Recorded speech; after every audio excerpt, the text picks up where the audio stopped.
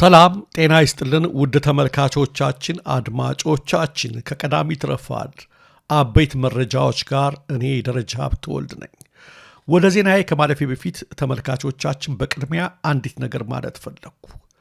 አባታችን ሐጂ ሙፍቲ ማረፋቸውን ተከትሎ ብዙዎችን ጉድ ያሰኝ በአገር ውስጥም ሆነ በውጭ ሀገር መላ ኢትዮጵያንን ያለ ሃይማኖትና ያለ ዘር ድንበር ያስተሳሰረ ፍቅር ነው የታየው። ፍቅር ስጋ ለብሶ ነው የታየው በሳቸው ረፍት ብዙዎች እስከሚገረሙ ድረስ። ይሄ ደግሞ የዘሩት ነው፣ የስራቸው ውጤት ነው፣ የአምላክ ጸጋ ነው። ይህ ነገር ያበሳጫቸው ጥቂቶች መኖራቸውን ተመልክተናል። እንደ እብድ ያደረጋቸው የፍቅር በማህበራዊ ሚዲያ ላይ አየሩን ሊበክሉት ሲሞክሩ አይተናል። በእርግጥ ኢትዮጵያ ውስጥ እንዲህ አይነት ሰዎች አሉ እስከምንል ድረስ እንዲህ አይነት ሰዎች ኢትዮጵያ ውስጥ በእርግጥ አሉ፣ እነዚህ ኢትዮጵያን ናቸው እስከምንል ድረስ ጥቂቶች በጣም በከረፋ ትንፋሻቸው ማህበራዊ ሚዲያውን ሊበክሉት ሲሞክሩ ታይተዋል። ሆኖም ብዙሃኑ ህዝብ ግን አንድ አይነት መንፈስ ስለነበረው በኢትዮጵያዊነት መንፈስ ዋጋ ሳይሰጣቸው ቀርቷል። የሆነ ሆኖ ግን ዛሬ ከማንጠብቃቸው አንዳንድ ሰዎች ያልሆነ አስተያየት ስንመለከት ቅር ስላለኝ ነው ይሄን ነገር መግቢያ ያደረግኩት። በተለይም በኢህአዴግ ጊዜ ታስረው ድምፃቸውን ስናሰማላቸው ከነበሩት መካከል የተሻሉ ናቸው፣ ደህና ሰዎች ናቸው የምንላቸው ሰዎች በእንደዚህ አይነት አስተያየት ውስጥ ሲገቡ እኛም እናዝንባቸዋለን። ኡስታዝ ያሲን ኑሩ ያለውን ተመልከቱት። እንግዲህ ደህና ናቸው የምንላቸው ሰዎች ማለት ነው። አስከሬናቸው ተቆፍሮ ወጥቶ ኮልፌ ቀበር የሚል ነገር ነው የተናገረው። እንደው አልሆነም እንጂ እንደው የተቀበሩበት ቦታ እንኳ ትክክል አይደለም እንኳ ቢባልም ማለት ነው ቢባልም አንዳንዴ እኮ ሰላም የሚያደፈርስ ነገር እኮ አታደርግም እንዴ? ኡስታዝ እየተባልክ እየተጠራህ ቢያንስ ስምህን የሚመጥን ኃላፊነት መሸከም አለብህ። ተቆፍሮ ይውጣ ስትል በአደባባይ ያንተ ደጋፊዎች ይህን ነገር ሊያደርጉ ሲሄዱ ምንድን ነው ሊፈጠር የሚችለው? ለነገሩን ያልናገርም ከዛው አምባሳደር ወይም ኡስታዝ ሐሰን ታጁ የመለሷትን መልስ እንደ መግቢያ ባጭሩ ላስቀምጣት። ምንድን ነው ያሉት አምባሳደር ወይም ኡስታዝ ሐሰን ታጁ? ይህም በተመለከተ ማለት ነው ኡስታዝ ያሲን ኑሩ ያለውን በተመለከተ ፍጹም ኃላፊነት የጎደለው ሐሳብ፣ የሁከትና የብጥብጥ ጥሪ፣ የሰብአዊና ህገ መንግስታዊ መብት ጥሰት በማስተዋልና በአደብ ያልታሹ እንዲህ አይነት መልእክቶች የመስጂድ ሚንበሮችን አይመጥኑም።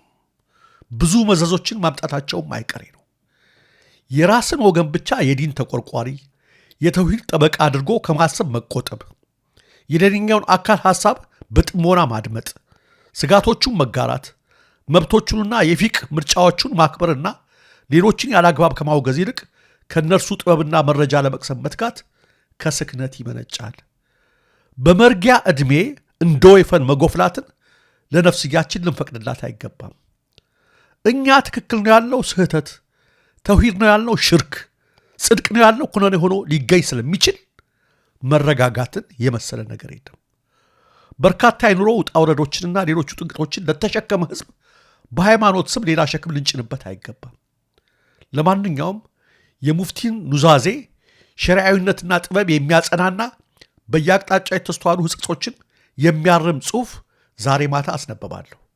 አስፈላጊ ሆኖ ካገኘሁትም የቪዲዮ ማብራሪያ እሰጣለሁ ኢንሻአላህ በማለት ኡስታዝ ሐሰን ታጁ ወይም አምባሳደር ሐሰን ታጁ መልእክት አስተላልፈዋል።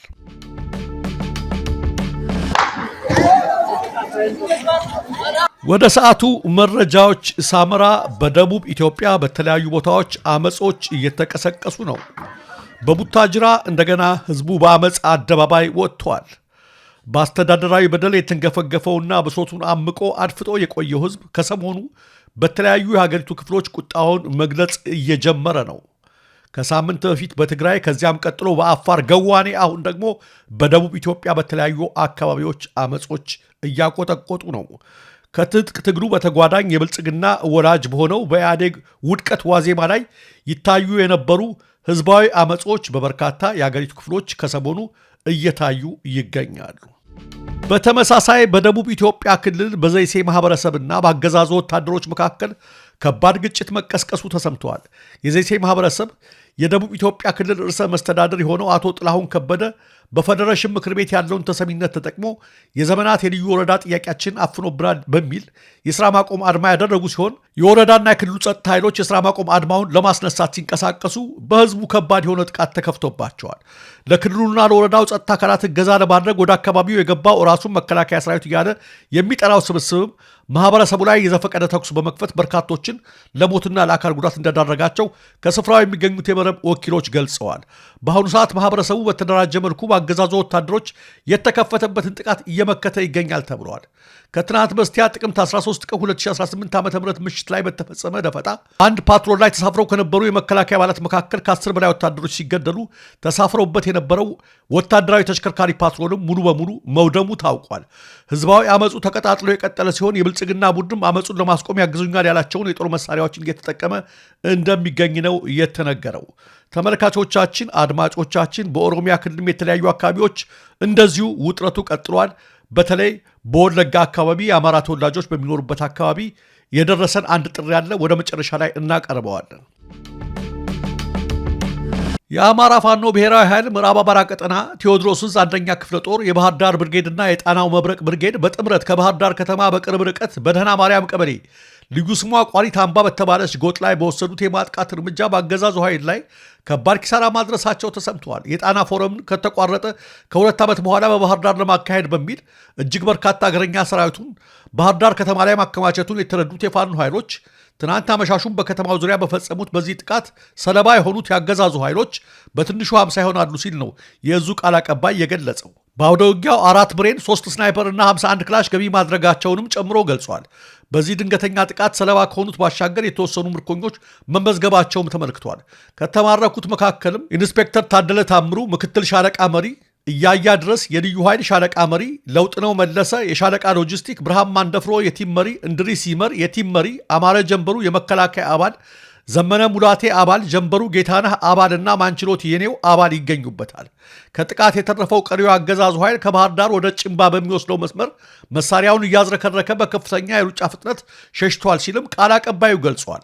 ቃል አቀባዩ በመጨረሻም የወታደሮችን ውርጫና ሽሽት የተመለከቱ የአካባቢው ነዋሪዎች አብይ አህመድ እየገነባው ያለው ሰራዊት አሰብን ማስመለሱ ቀርቶበት በማራቶን ውድድር ቢሳተፍ ኢትዮጵያን የወርቅ ተሸላሚ ማድረግ የሚችል ነው ሲሉ ምስክርነታቸውን ሰጥተዋል ሲል ተናግረዋል። በሸዋ ፋኖዎች በተቆጣጠሯቸው አካባቢዎች በአንድ መድረክ ብቻ እስከ 2000 የሚደርሱ ነዋሪዎች በፈቃዳቸው የሚሳተፉባቸው ወቅታዊ ውይይቶች ተጠናክረው ቀጥለዋል። የአማራ ፋኖ ህዝባዊ ድርጅት አመራሮች በሰጡት መግለጫ እየተካሄደ ያለውን የአማራ ህዝብ የህልውና ትግል የደረሰበትን ደረጃ ለሰፊው ህዝባችን ማሳየትን ዓላማ ያደረገ የውይይት መድረክ በሸዋ የተለያዩ ቀጠናዎች ተጠናክሮ ቀጥለዋል ብለዋል። ጥቅምት 12 ቀን 2018 ዓ.ም በመራቢቴ አውራጃ በሚዳ ወረዳ ሬማ ቀጠና ዙሪያ የአፋድ ሸዋ ጠቅላይ ግዛት ዕዝ አጼ አምደ ጽዮን ኮር የአጼ ዳዊት ክፍለ ጦር ባደረገው በአይነቱ ለየት ያለ ህዝባዊ ውይይት ቁጥራቸው ከ2000 በላይ የሚሆን ከቃራ መጅት ቀበሌና ከአላቦ ቢራባ ቀበሌ የተውጣጡ ነዋሪዎች በንቃት መሳተፋቸው ተገልጿል። ግዙፉን ህዝባዊ መድረክ የመሩት የአጼ ዳዊት ክፍለ ጦር አመራሮች ባደረጉት ገለጻና ያን ተከትሎ በተደረገ ውይይት ከማህበረሰቡ የተለያዩ ጥያቄዎች ተነስተው በክፍለ ጦሩ አመራሮች ምላሽና ማብራሪያ እንደተሰጠባቸው ተመልክቷል። ጥቂት የማይባሉ የስብሰባው ተሳታፊዎችም ሰሞኑን እናንተ ልጆቻችን ያደረጋችሁትን ፊልም መሳይ እውነተኛ ውጊያ በአይናችን በማየታችን በልጆቻችን ጀግነት ዳግም ኮርተናል። ይህን ሁሉ እየከፈላችሁ ያላችሁት ለእኛ መሆኑን እንረዳለን። እስከ መጨረሻው ከጎናችሁ ነን ሲሉ መናገራቸውም ተገልጸዋል። ወደ ጥንቃቄ መልእክት ስናልፍ በወለጋ የጊዳ አያና ወረዳ አስተዳዳሪ አቶ ሁነኛ ከፋኖ ጋር ግንኙነት አለ በሚል ከስልጣን ወርደው ምርመራ እየተደረገባቸው እንደሚገኝ የደረሰን መረጃ ያመለክታል። ይህን ተከትሎ በሆሮ ጉድሩ ወለጋ ዞን አቤ ደንጎሮ ወረዳ የአማራ ተወላጆች ወደሚኖርባቸው የገጠር ቀበሌዎች ያገዛዙ ጥምር ኃይል ዛሬ ከማለዳው ጀምሮ በብዛት እየገቡ ይገኛሉ። በተለይ ከቱሉ ጋና ከተማ በመነሳት ወደ ሉምጫ ቀበሌ ብዙ ኃይል ቢንቀሳቀስም አሁንም በተደጋጋሚ ተጨማሪ ኃይል እየገባና ቀጠናው ላይ ከበባ እያደረገ ይገኛል። በሌላ አቅጣጫ ደግሞ ከወረዳ ዋና ከተማ ተነስቶ ወደ ገርጂ ቀበሌ የተንቀሳቀሰ ኃይል ባለበት በመቆም ተጨማሪ ኃይል እየጠበቀ እንደሚገኝ አረጋግጠናል። ይህም ሁኔታ ዛሬ ማምሻውን ወይም ከነገ ዕለት ጀምሮ እንደተለመደው በአማራ ተወላጆች ላይ ጥቃት ለመፈጸም የሚደረግ ዝግጅት እንደሆነ ከመንግስታዊ ምንጮች ስለተረዳን በሁሉም ቀጠናዎችና ቀበሌዎች የምትኖሩ መላው ህዝባችን ከአሁኑ ጀምሮ በተቻለ መጠን አስፈላጊውን ጥንቃቄ እንድታደርጉ ስንል እናሳስባለን በማለት የአካባቢው የአማራ ማህበረሰብ ተወካዮች ጥሪ አስተላልፈዋል። ውድ ተመልካቾቻችን፣ አድማጮቻችን ስትከታተሉት የነበረው የሰዓቱ መረጃዎች እነዚህ ነበሩ። ለትክክለኛ ለወቅታዊ ለፈጣን መረጃዎች እንዲሁም ለቁም ነገር አዘል ዝግጅቶች ደሬ ኒውስን ይከታተሉ። ኢትዮጵያ ሀገራችን፣ ምስራቅ አፍሪካችን በሰላም በአንድነት በሞገስ በነጻነት በፍቅርና በክብር ለዘላለም ይኑሩ።